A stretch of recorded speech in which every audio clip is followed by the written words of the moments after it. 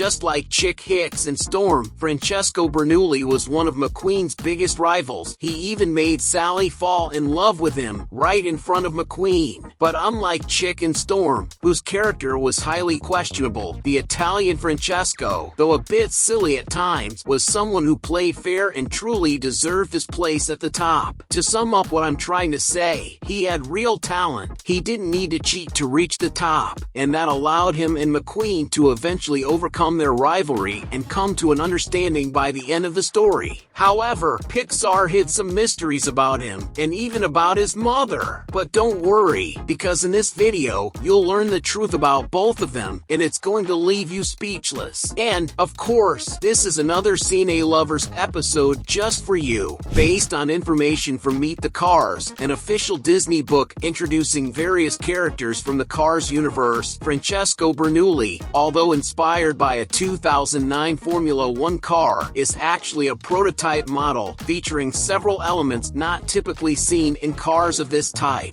This was because the development team noticed during animation tests that keeping the character's wheels visible would allow him to make more gestures, which would add even more to his playboy personality. Here's what John Lasseter, the film's director, had to say. Well, this guy is going to be gesturing a lot. Let's make him Italian, an Italian Formula One car. That's going to be perfect. However, making this possible took no less than 4 months just to design Francesco's mechanical look. Since his design was very different from the cars we saw in the first movie, figuring out where to place his eyes and mouth was a challenging task. Overall, animating Francesco was no easy feat. After giving him a mouth, we realized that Francesco was a guy with a huge ego, but at the same time, he could calmly talk about the qualities he saw in McQueen. It's clear that his rivalry with McQueen stemmed more from a healthy competitive spirit. Francesco dreamed of being the most famous race car in the world and didn't want to harm McQueen directly by doing anything severe. After all, Francesco was the most famous car in all of Europe, only losing that status in countries like the United States, where Lightning had much more fame. And speaking of fame, you're pretty famous too, for always leaving a like on the video and checking your subscription to keep receiving videos about your favorite movies here on Cine Lovers. You all are amazing!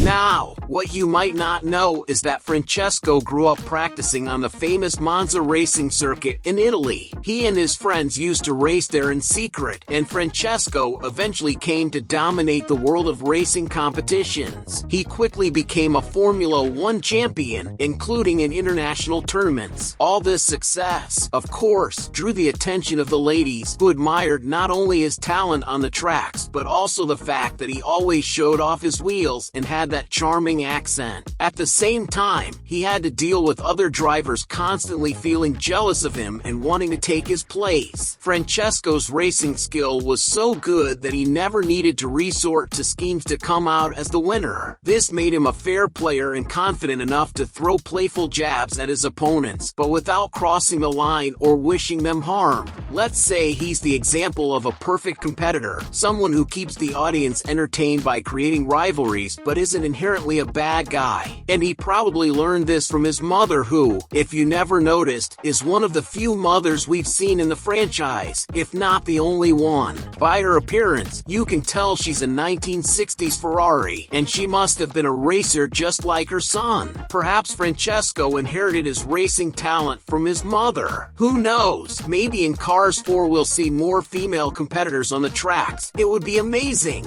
And with his long history of victories, Francesco couldn't show up at the World Grand Prix without being the top favorite for the title. The event brought together the best cars from each country, but the track had curves perfectly suited for a Formula One car as fast as Francesco. On the other hand, since cars from all over the world with different abilities were competing, it was only fair to mix up the track environments. To achieve this, a dirt road was added to the circuit, which would become a thorn in his shoes, or rather, his wheels, since he was used to racing exclusively on asphalt. Since speed isn't everything when it comes to winning a race, McQueen managed to overtake the Italian on that section and literally make him eat dust, with the final race later taking place in England. Unfortunately, we'll never know who would have come out on top, thanks to the interruption caused by all the drama with the Alamo fuel. But what do you think?